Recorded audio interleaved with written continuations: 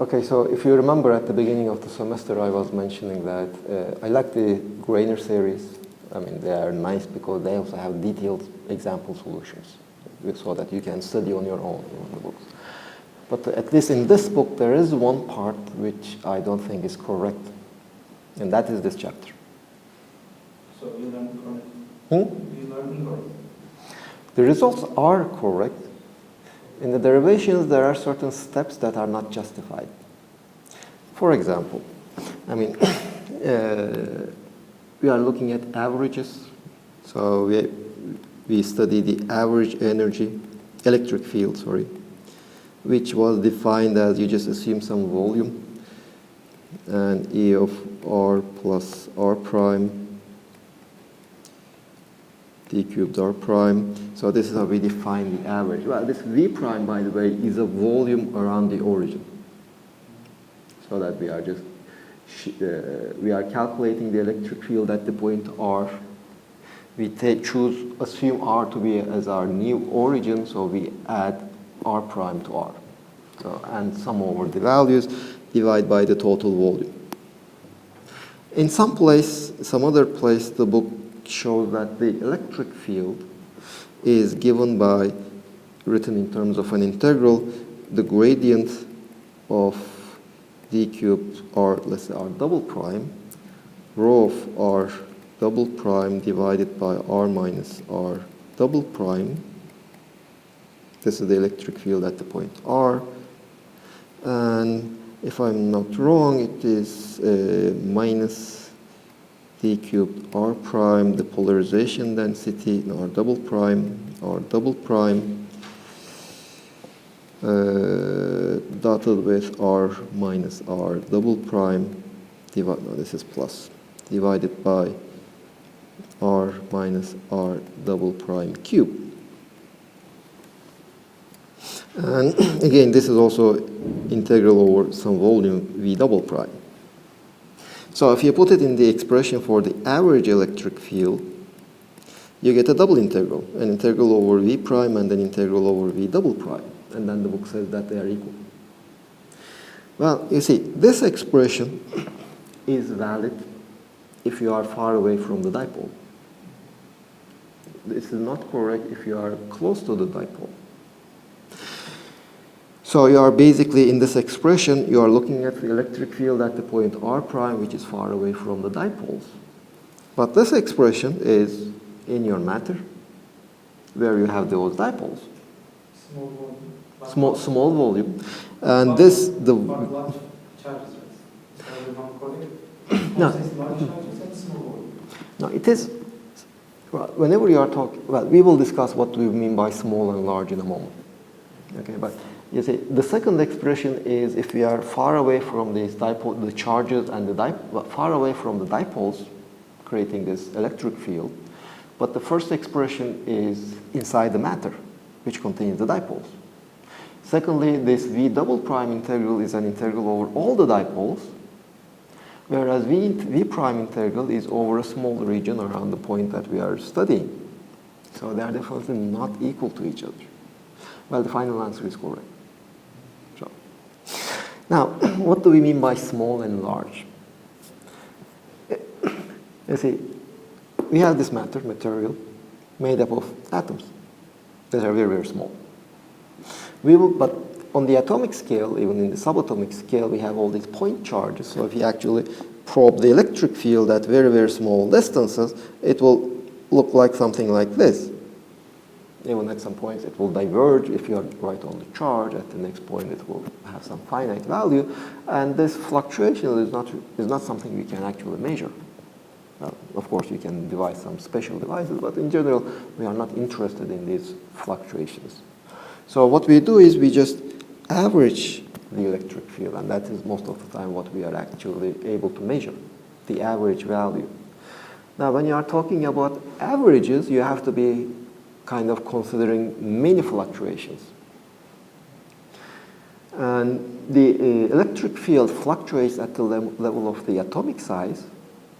So if you want to talk about some kind of an average, you have to average over many atomic distances.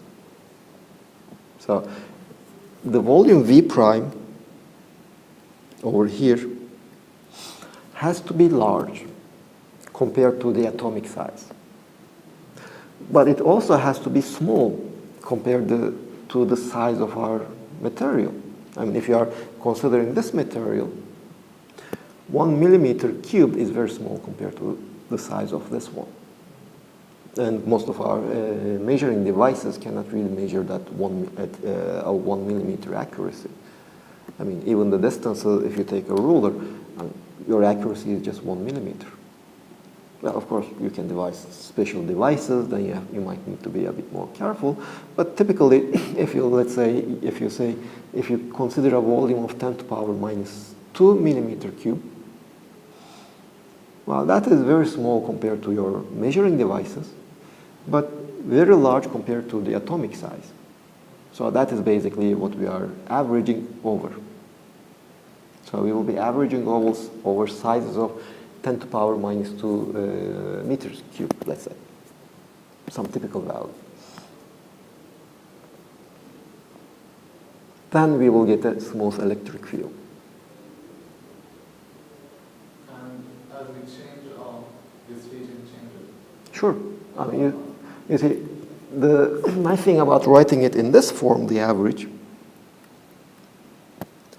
is that you kind of fix V prime, and nothing should, in principle, depend on V prime as long as it is small compared to the macroscopic size, but large compared to the atomic size. Nothing should actually depend on what kind of V prime you choose. And that V prime is centered around the point R. So you are making trying to make a measurement at the point R. You consider a volume around that point R and make an average over that. So if you change your R, the volume also moves, in a sense, with the point R. So the electric field depends on R. Although we are kind of taking an average, since we are taking an average over a very small volume around the point R, as we change R, the average changes. So we are still looking for a function of R.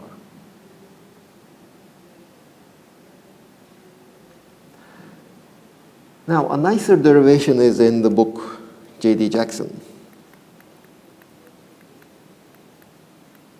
It should also be called Classical Electrodynamics.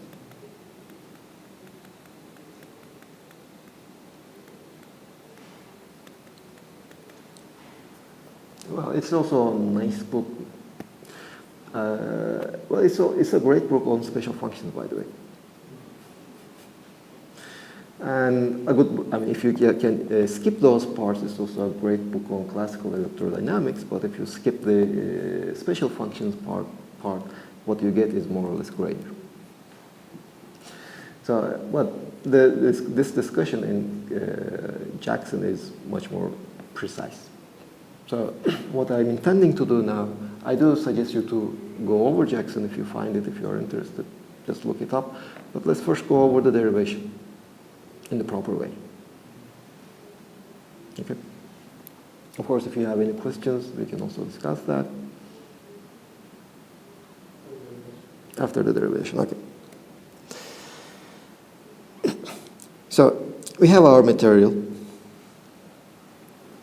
We consider a very small volume, V prime, and we are looking at the electric field at this point, R.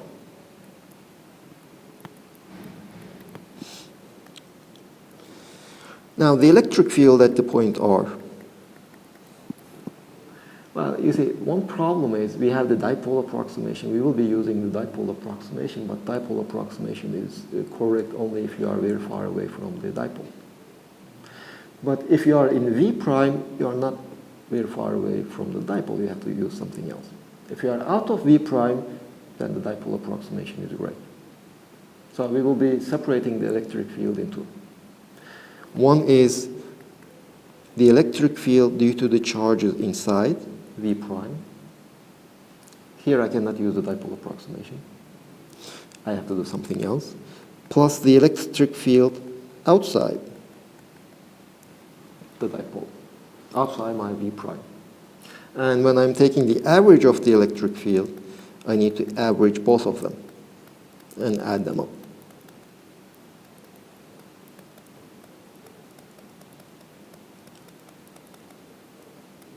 This will be the strategy. Now let's look at the electric field inside first. Not the electric, sorry, we are not looking at the electric field inside, we are looking at the electric field at the center of our region created by the charges inside our V prime. Okay, so let's just make it clear that E inside is not the electric field inside our volume, it is the electric field at the point R prime created by the charges inside our volume. Now this is equal to, okay, we are looking at the point R. This is equal to the integral, let's say R prime. Now let me use R double prime notation. Well, I will try to stick with this notation that R is where we are, the point we are studying.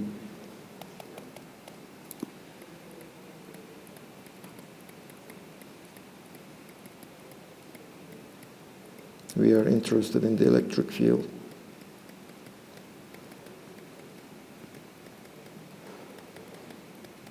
So this is the point where we are looking for the electric field. R prime is the points over which we are averaging. I will try to stick with this notation. If I cannot, then I will just warn you. So we are looking for the electric field at the point R prime, the average electric field at the point R. For that, we are averaging over a volume, and the points in this volume I will denote it by a single prime, and by double prime points which create the electric field.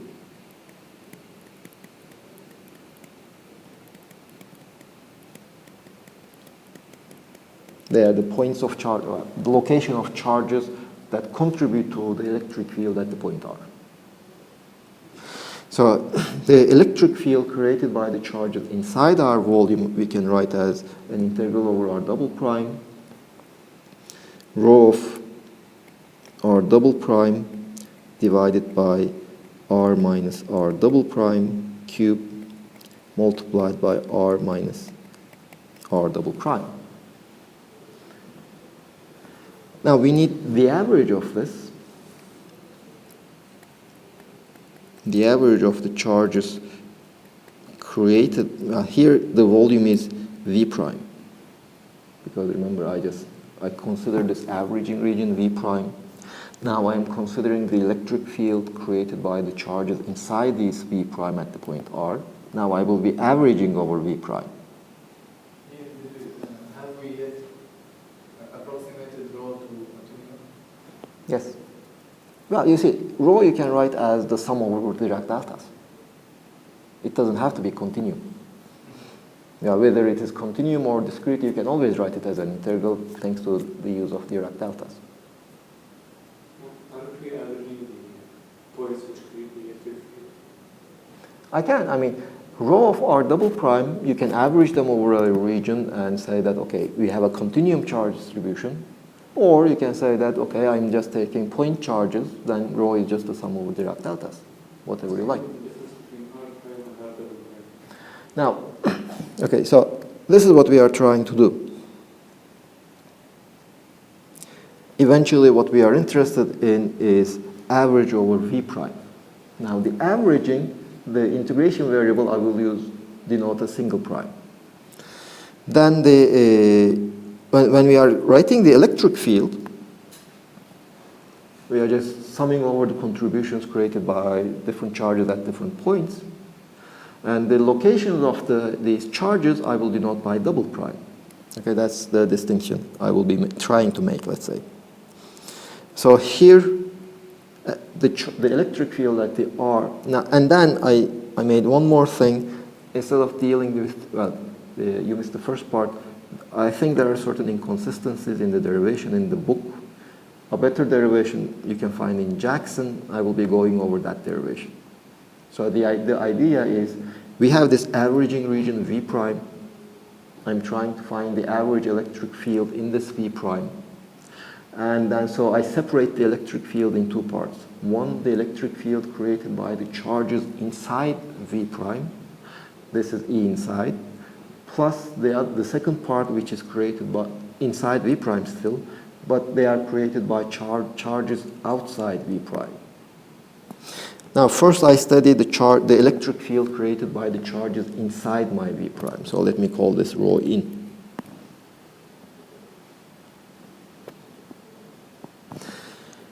So this is the electric field. No averaging yet. This is a highly oscillating function.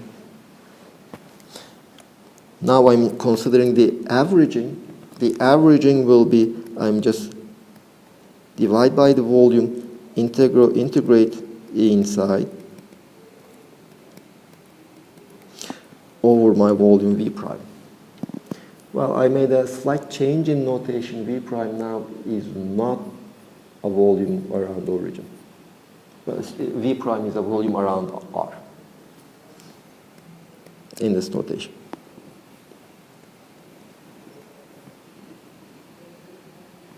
Now I can just substitute 1 over V prime, integral over V prime, d cubed R prime. Now E inside will be d cubed R double prime, rho of R double prime, R prime minus R double prime, divided by R prime minus R double prime cube. I just put in the value of the V prime. Why did we say E inside function of R plus R prime? I can. Would you prefer that one? Why did we do the same? Yeah.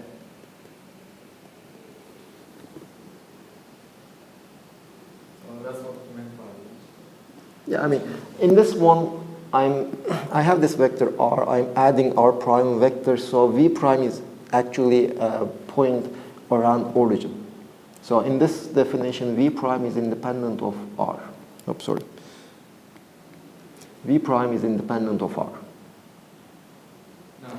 Now, because I assume this volume, and when I say R plus R prime, this volume around origin, when I say R plus R prime, I'm basically shifting this volume to the point R. So all of that, And that's what we want. yes. So let me also make a change over here then.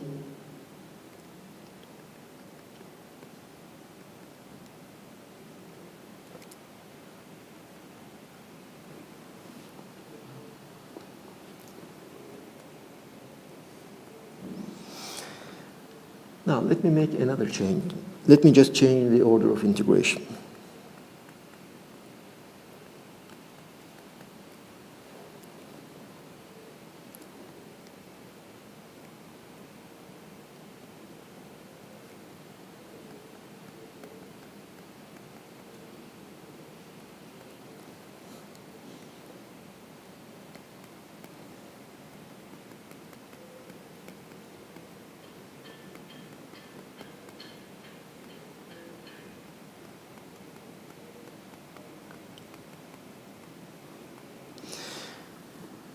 Now, the reason why I made this change of order of integration is that rho doesn't depend on R prime. Rho is evaluated at the point R plus R double prime. Now this R prime integral I can evaluate because I don't know rho, but R prime integral doesn't depend on rho. Now I will make one more approximation.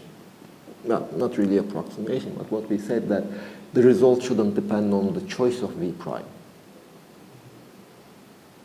When we take the average, nothing should actually depend on the precise shape of V prime. It should be large. That's large compared to the atomic size, small compared to the macroscopic size. That's the only thing we have. As long as we choose some V prime that satisfies this criteria, everything should be fine. So now I will be choosing a special V prime.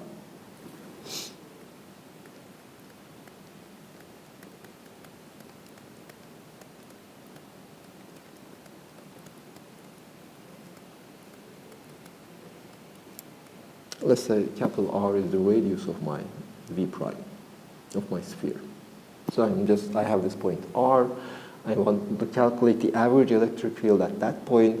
So I define it as, I assume a sphere around that point, average over this sphere, the electric field. That is how I will be defining the average electric field. Now, let's look at this one.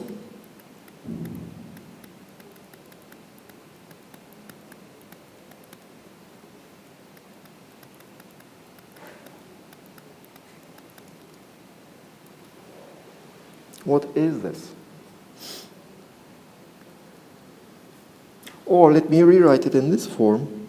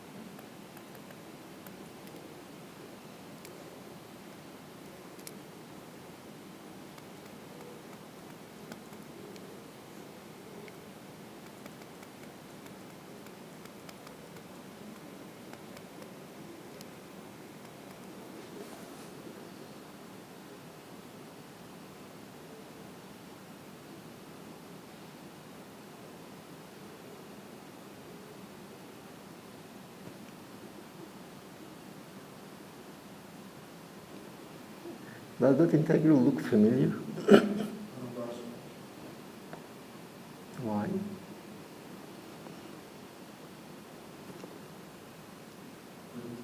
But remember, R prime is also in V tilde.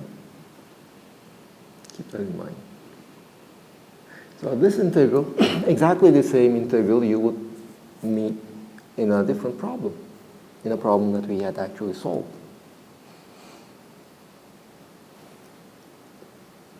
You said 1 over r squared. Why? Integral. Why? Because you like length. Because you like length. Okay, 1 over r squared is the electric field, right? It looks like the electric field, right? What kind of an electric field of what kind of a charge distribution? Point charge? No. You see, a point charge doesn't have an integral. Conductor? Again, the conducting sphere doesn't have a volume integral.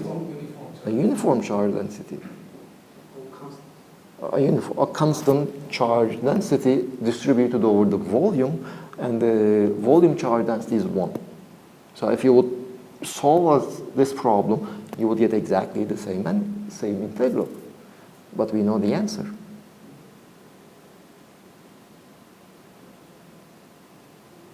So you see, let's solve that problem. We have a uniform sphere with charge density lambda. What is the electric field at this point?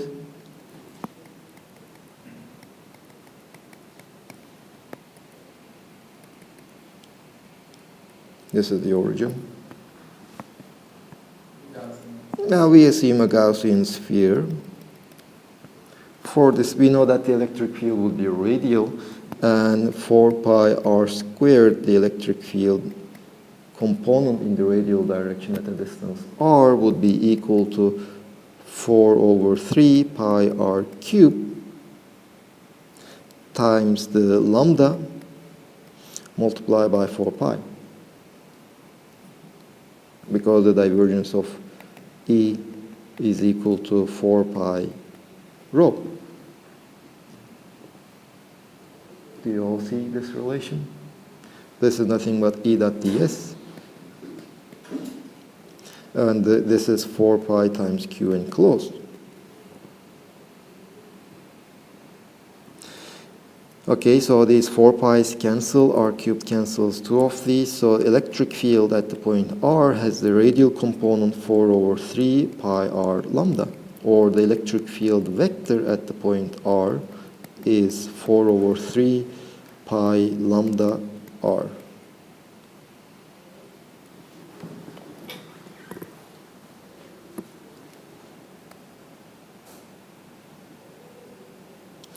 Now, by the way, I think here I made a mistake. This is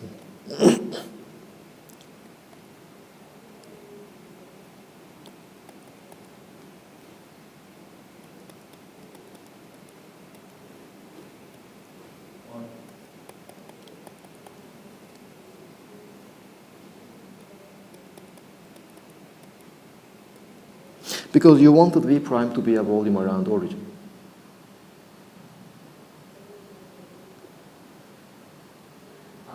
So if I'm shifting my V prime to the point R, to all, I mean, these, let's say R double prime and R prime are vectors relative to the center of the V prime. They are the position vectors relative to the center of V prime.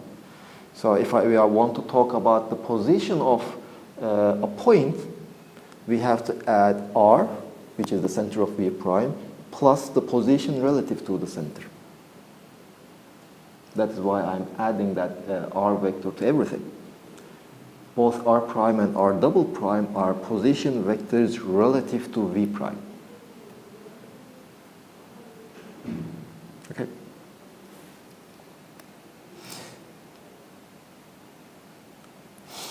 R double prime plus R, so this is what we are interested in.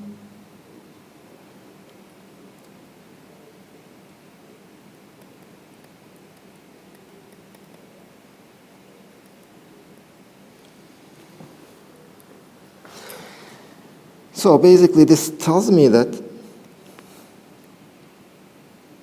this integral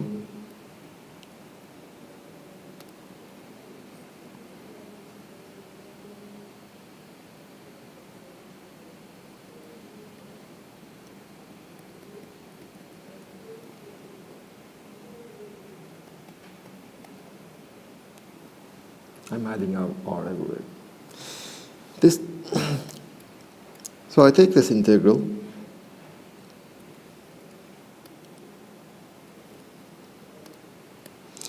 this integral is minus, it is the electric field at the point R double prime plus R. And we had just shown that that is equal to 4/3 pi lambda R double prime. I don't add R here, because remember this R over here is the point, the position of the point that I am actually evaluating relative to the center. That's why I'm not adding R. R double prime is again position relative to the center. So kind of this integral was, of course, lambda is 1.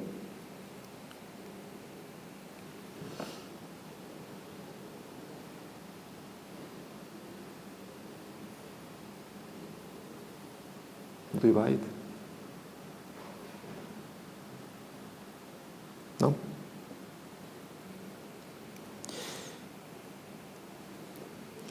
So let us, this is my volume V. The center is at the point R. Okay? And we said that this integral over here just looks like the electric, and let me also write the points R prime. Now R prime is this vector over here. R double prime, let's say, some vector like this. These are the definitions of R prime and R double prime. And in the integral, I am summing over R prime. Now, the position of this point is R plus R double prime, and the position of this point is R plus R prime. And now what I do, the electric, if this is a uniform charge distribution, suppose we have a sphere of uniform charge distribution, I'm looking for the electric field at the point R double prime. Now how can I write it? This is now R double prime meaning R plus R double prime at this point. Well, the electric field will be d cubed R prime. I'm integrating over all the volume. Well, the charge in this very small cube will be rho times d cube R double prime, rho evaluated at the point R plus R prime, multiplied by R plus R prime minus R plus R double prime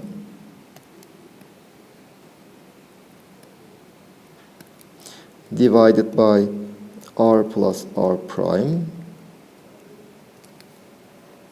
minus r plus r double prime cube. Because r plus r prime minus r plus r double prime is this, this vector over here.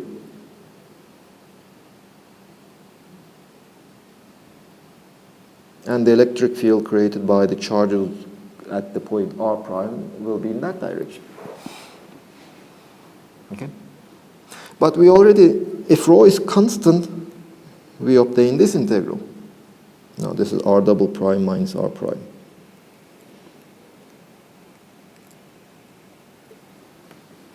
If rho is constant, so we are talking about the electric field created by a uniformly charged sphere. Rho is constant, I can just take it out. What remains is nothing but this integral over here with a minus sign.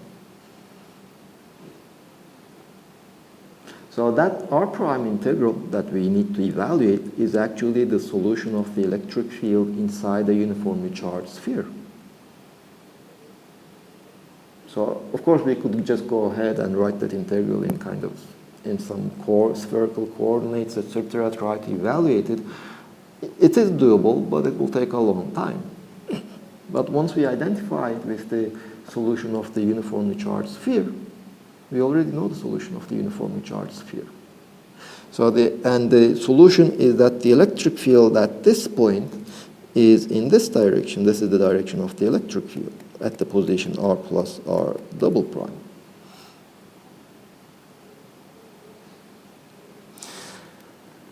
So that's actually what I use. This integral over here is minus because I have to change the order of those two vectors in the numerator. This is cube. The electric field of a uniformly charged sphere is 4/3 pi times the rate position vector, position relative to the center. But the position relative to the center is nothing but r double prime. That is why I have that r double prime over there. So the electric field at the point r plus r double prime is proportional to r double prime. Okay. Now let's go back. Why did we need this? You see, we were trying to calculate this average.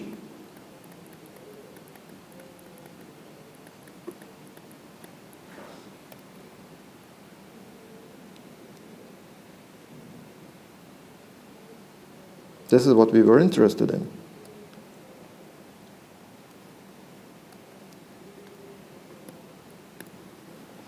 And we had just said that this is equal to 1 over v prime d cubed r double prime rho of r plus r double prime. This integral is minus 4/3 pi r double prime.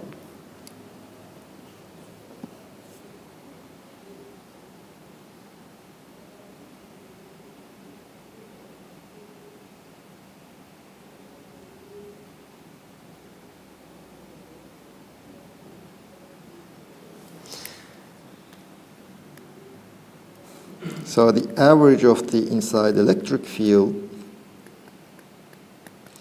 minus 4/3 pi 1 over v prime integral over v prime d cubed r double prime rho of r plus r double prime times r double prime. Let me just change it slightly.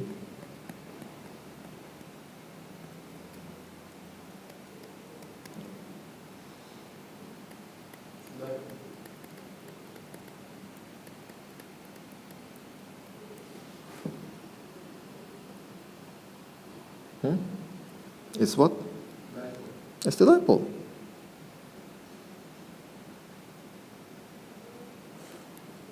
Minus 1/3 p pi is the dipole divided by v prime. P is the total dipole of the region around R. Well, there is one thing. You see, if the charge is, if the object is not neutral, then the dipole will depend on the position. This dipole is calculated relative to which point? Relative to the center. This dipole is not calculated relative to the origin.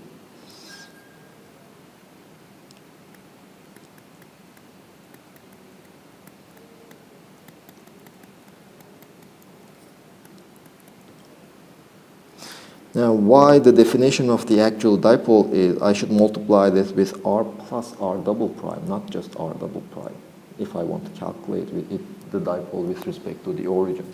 But the origin is kind of arbitrary. I don't really care about the origin, but I do care about the center of my volume.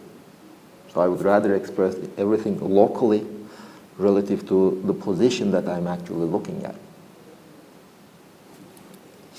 And P is the total dipole. If we divide it by the volume, we get the dipole density. So that is how we define the dipole density.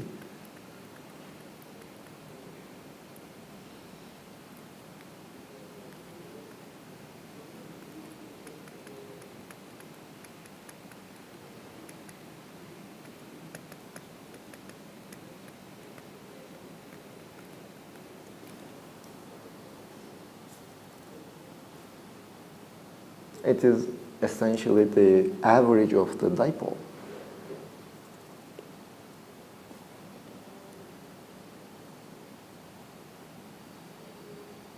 So that is just one part of the calculation. Here I didn't make any assumption whether I'm looking at the long distance, short distance, etc. No assumptions. The only thing I did was I'm looking at the sphere, but it shouldn't make any difference because, I mean, as I said, as long as our volume, the averaging volume is large enough compared to the atomic size, small enough compared to the macroscopic size, the choice of the volume should not matter in our averaging. So a sphere should give the same value as a deformed sphere, ellipsoid, etc., whatever volume you have. And for a sphere, the average of the electric field created by the charges inside our volume is minus 4/3 pi in the direction of the dipole moment.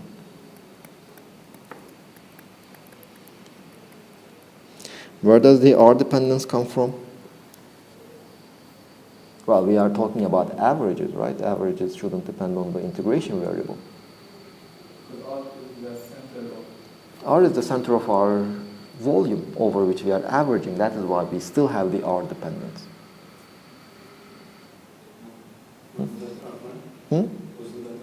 We are integrating over R prime. So the result cannot depend on R prime. We are averaging over the coordinates that we denote by R prime. Since we are integrating over them, the result cannot depend on R prime. We are summing over all contributions from the charges that are located at the point R double prime. So the result cannot depend on R double prime. Nevertheless, the result can depend on R. Because we are looking at the point R, we are taking average around that point R. Okay, so the results do depend on the choice of the point R. Now, at some point I was kind of puzzled about this minus sign, whether it makes sense or not. I thought it shouldn't have had that minus sign, but apparently it does. Exactly. So the electric field inside our volume is in the opposite direction. So that's why the minus sign does make sense. Okay, that is part of our calculation. Now let's go to the other part. What is the E outside?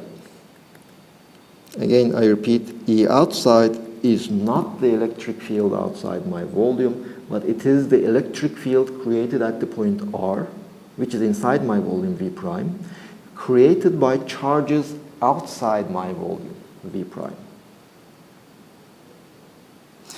Well, this is minus the gradient of d cubed R.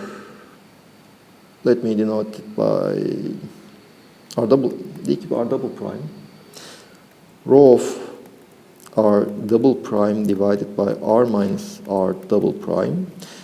Here rho, let me denote by rho out.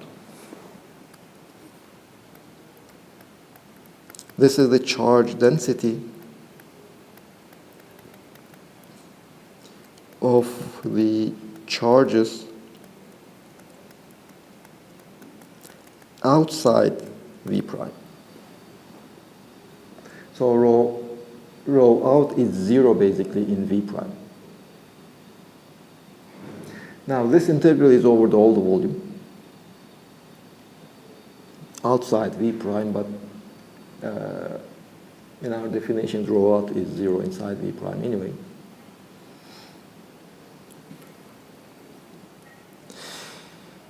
Now we can now make the dipole approximation. Now, just for notational simplicity, I will assume that, let's say, hold on. Okay, this is the electric field at the point R. Let's say this is at the point R prime. Why R prime? Because I will be averaging over R prime anyway. And, well, just because you wanted to put V prime at the origin, let me rewrite this in this form. D cubed R double prime rho out at R plus R double prime divided by R prime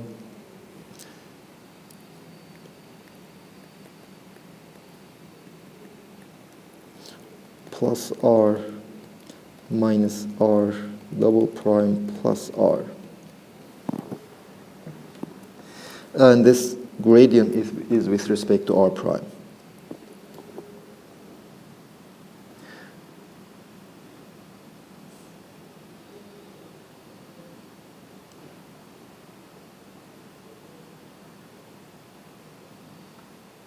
Now, the only thing I'm changing is, blame him. He wanted to choose my volume to be centered at origin, but I would rather write in terms of the coordinates relative to the center of my volume. So this R prime and R double prime are the coordinates of whatever I'm looking at relative to the center of my volume V prime. Relative to the other origin, relative to the origin of my system, if I want to talk about the position of a given point, I have to add R, the position of the center of my volume, plus the position of that point relative to the center of my volume.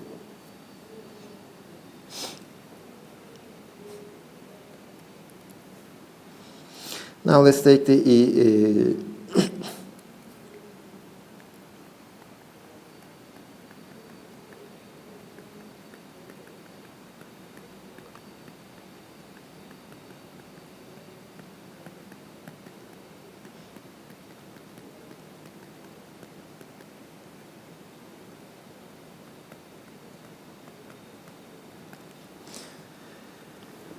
well, in the numerator, the R's cancel.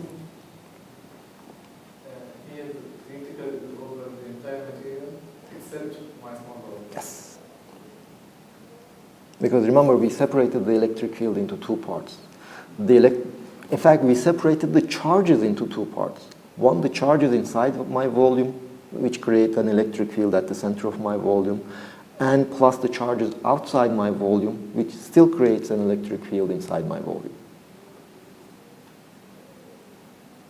So first I dealt with the charges inside my volume. I showed that the electric field, the charges inside my volume create their average is always equal to the proportional to the polarization in my volume, or the total dipole moment of my volume. And then I'm now looking at the electric field created by the charges outside. Now you see R prime, I will be averaging over R prime. R prime is inside my volume. R double prime is outside my volume. And, well, there might be some problematic regions in the boundary where the dipole approximation might not work. But the boundary is a very small part of all of the volume of my material.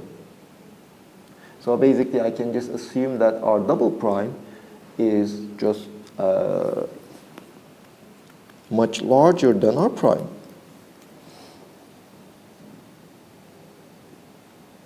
So I can make an expansion.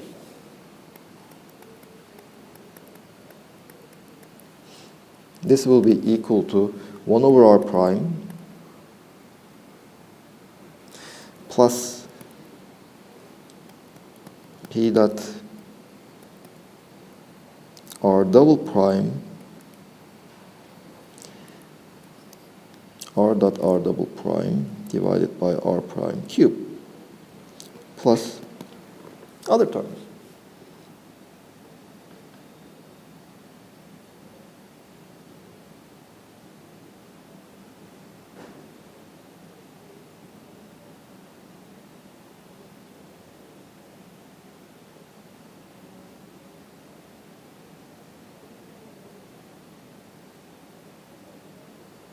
Do you agree? No, sorry. This is 1 over R.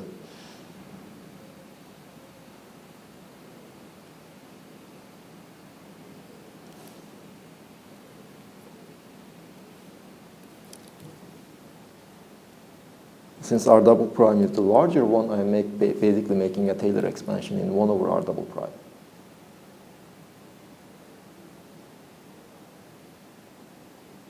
So here, we are differentiating with respect to R prime. The gradient in the definition of the electric field is with respect to R prime, yes.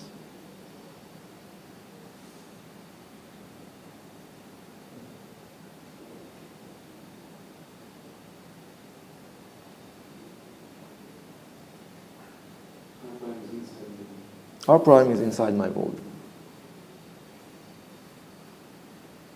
R double prime is the location of the charges contributing to this electric field. And since when we are looking at E outside, what we mean is the electric field created by charges outside my volume, R double prime is outside my volume.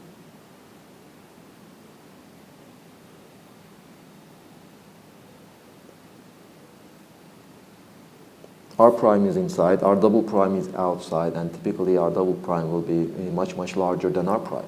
So, because the charges are over all my material. And definitely R double prime is larger than the radius of my sphere. And R prime is smaller than the radius of my sphere. I don't understand is why do we have the second derivative? Which second derivative? Here, we're basically doing a Taylor expansion, right? Okay, so let's just separate the things. One is, once we calculate the potential, we need to take the derivative with respect to R prime to obtain the electric field. Okay, so how do we calculate the potential? We have to evaluate the integral. That integral depends on 1 over R prime minus R double prime, the distance between R prime and R double prime, which I can treat it as a function of R prime over R double prime, which is a small number. So I can expand that 1 over R prime minus R double prime in terms of this small number. So I'm basically doing different derivatives. One derivative is to obtain the electric field. The other derivative is to obtain the Taylor expansion. So they're both with respect to R prime, because R prime is Well, the second expansion is actually in terms of R prime over R double prime.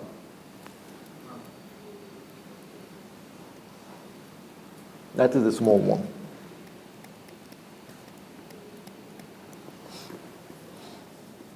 So when I take out this R double prime, what remains is R prime over R double prime. Is a function of R prime over R double prime.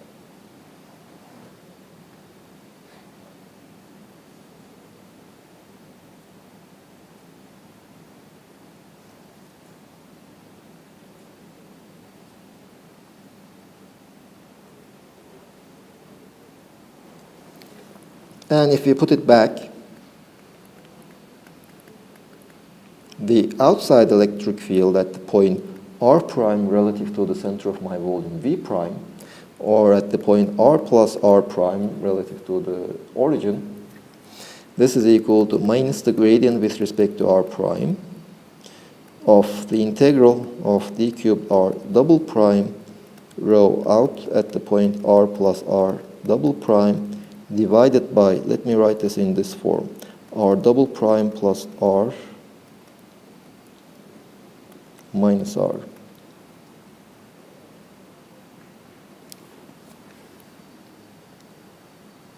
Or let me put it r prime.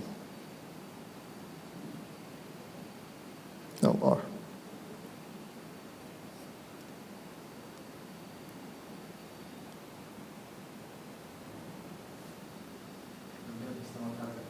Hmm? Shouldn't we multiply it by the expansion?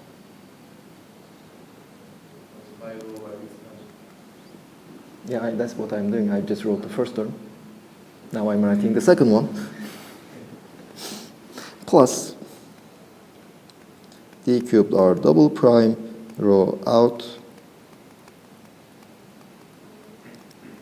r prime dot r double prime divided by r double prime cube.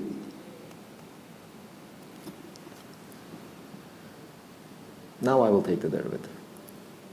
Now I will take the average. You see, this is the electric field at the point r plus r prime.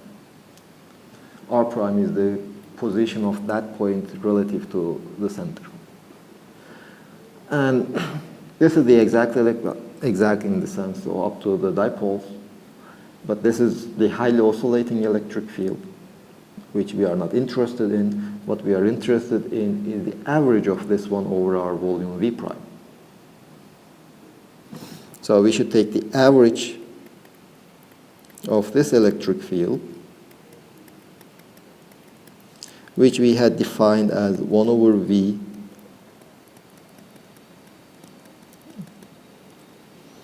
well, let's say the average at the point R. We are calculating the R is the center.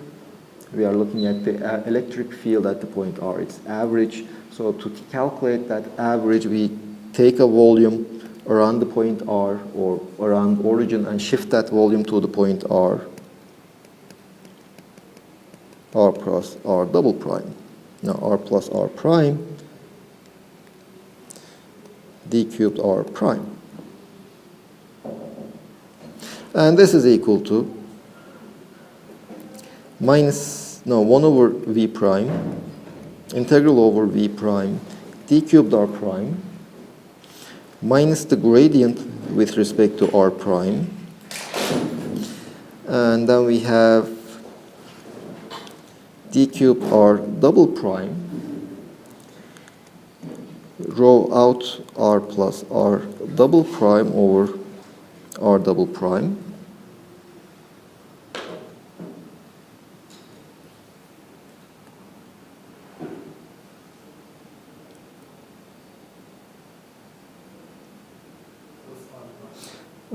Hold on, am I missing something?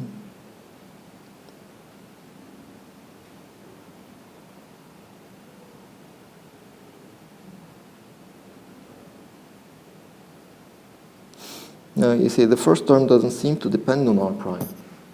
So the gradient should give me 0. So probably I'm missing something. Let's go back. The expansion term. Hmm?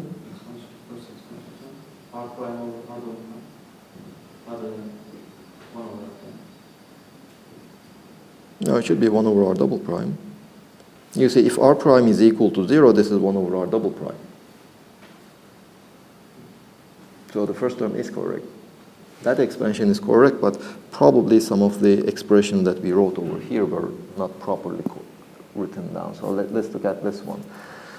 We are looking at the electric field at the point R prime relative to the center of my volume, or at the point R prime plus R. This is equal to minus the gradient of gradient with respect to the point, let's say R plus R double prime,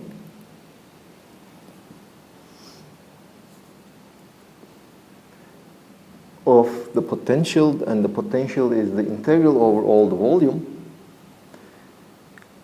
Now we have to find the rho out at the r double prime is the position of the charge relative to the center of my volume V prime, which is r. So rho out at the point r plus r double prime, and then we need to find the yeah, those are correct.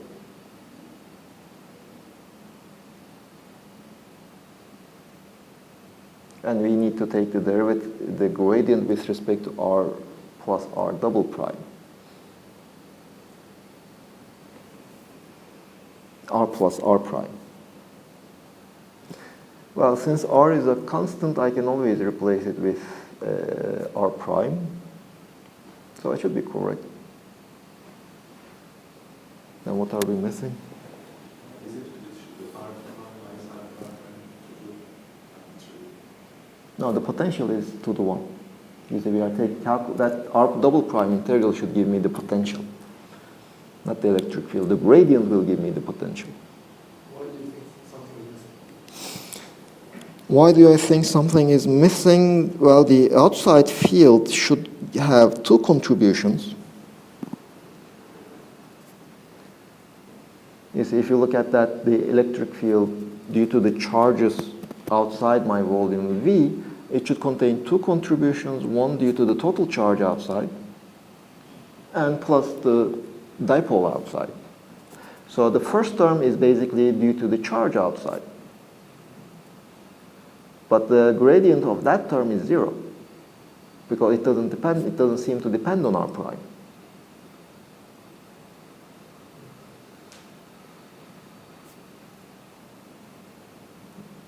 Yes, now I know the problem. Let us correct it.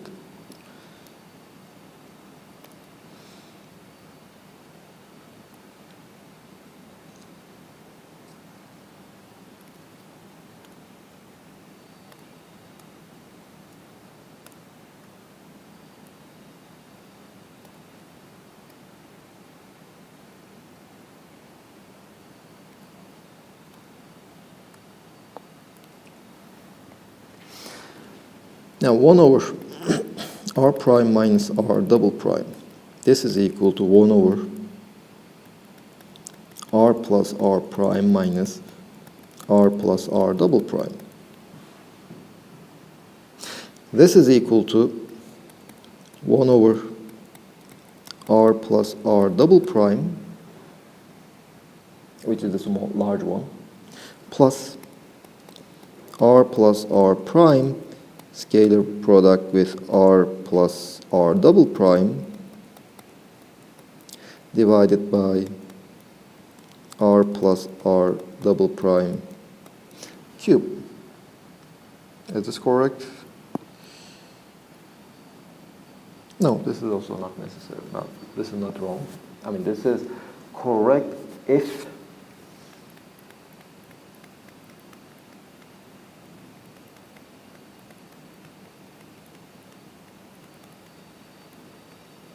this is less than 1, that we do not actually know. Now what we know is r prime over r double prime is much, much less than 1.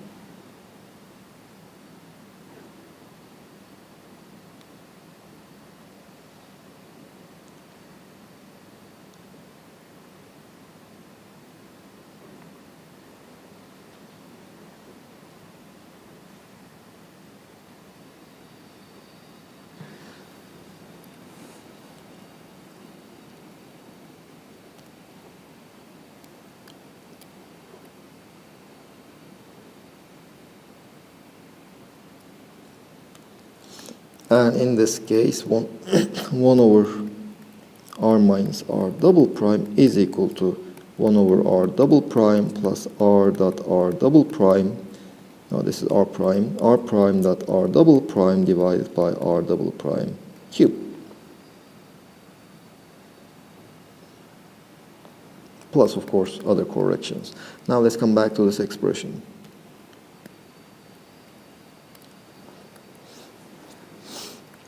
This is equal to minus the gradient with respect to r prime of d cubed r double prime rho out r plus r double prime divided by r prime minus r double prime. So there's no problem here.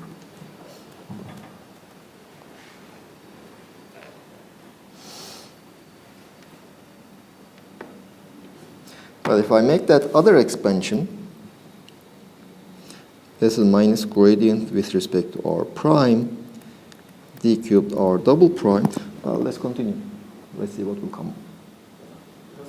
Probably it's... If we have assumed that we are far away from the source, then small changes with all positions should not change the electric field that we get from that source. So it's normal to get a zero term. So let's see. Hold on a bit. So this is, we said, divided by r double prime plus d cubed r double prime rho out at the point r plus r double prime divided by r double prime cubed r prime dot r double prime. And what I thought was, it looks weird because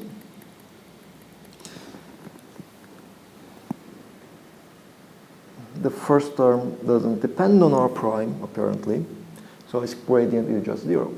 So I get contribution only from the second term, which to me it seemed weird. And now your explanation? I'm saying that it should be zero because we're far away from the chart.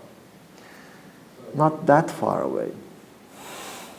Yeah, you see, okay, we are far away, basically meaning that r double prime is large, but the first term is proportional to 1 over r double prime. The second term is proportional to 1 over r double prime squared. So if that is your only claim, then the second term should be even smaller than the first term.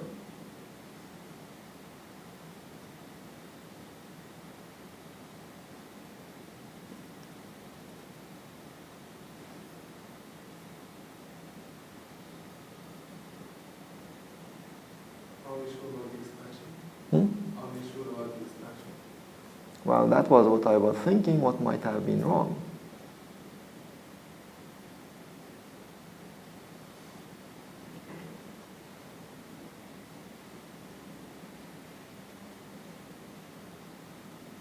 You see, what I am actually receiving here, if you look at this expansion over here, phi at the point r prime plus r, this is equal to phi at the point r plus a small change at the point r prime plus r, where this is due to, we will see that it is due to the dipole moment. Dipoles of the other charges. This is what I am actually receiving. On the other hand, what I would like to obtain, phi at this point, now this is phi due to the monopole moment. Let me just call it 0. This is 1, meaning the monopole and the dipole, L equal to 0 and L is equal to 1. What I would like to obtain is, I would like to obtain the potential at the point r plus r prime due to the monopoles outside, plus, now let me remove this delta then, the potential at the point r plus r prime due to the dipoles outside. This is what I wish I would obtain. But this, you see, phi 0, r plus r prime should be equal to d cubed r double prime rho out r plus r double prime divided by r prime minus r double prime. So basically this was the expansion I was hoping to get.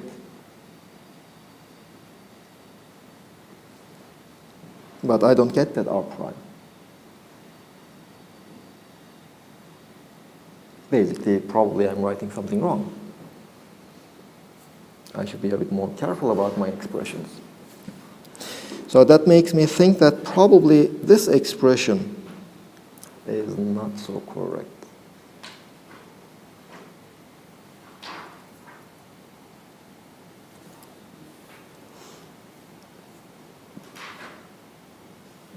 Formally not correct, let's say.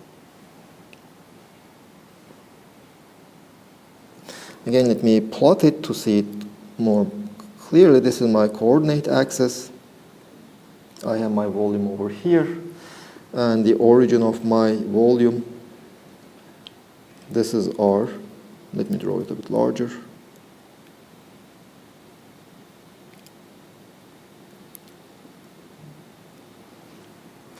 So I have this point over here, which is at the point R double prime, not at the point R double prime. This vector is R double prime. I'm looking at the potential at this point, or the electric field at that point. So phi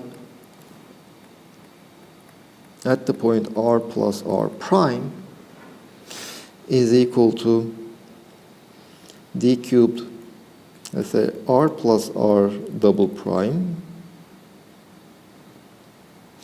and rho at R plus R double prime divided by R plus R double prime minus R plus R prime. D cubed R plus R double prime is just this small volume element over here, right?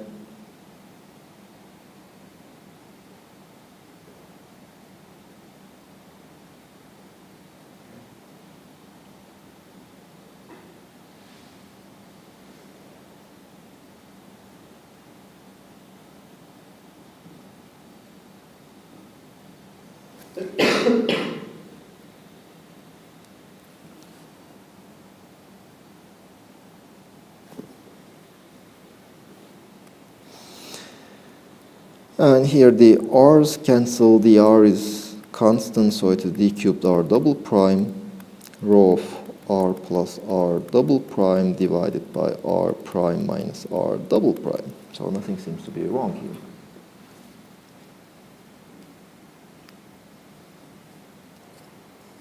But we have to be doing something wrong.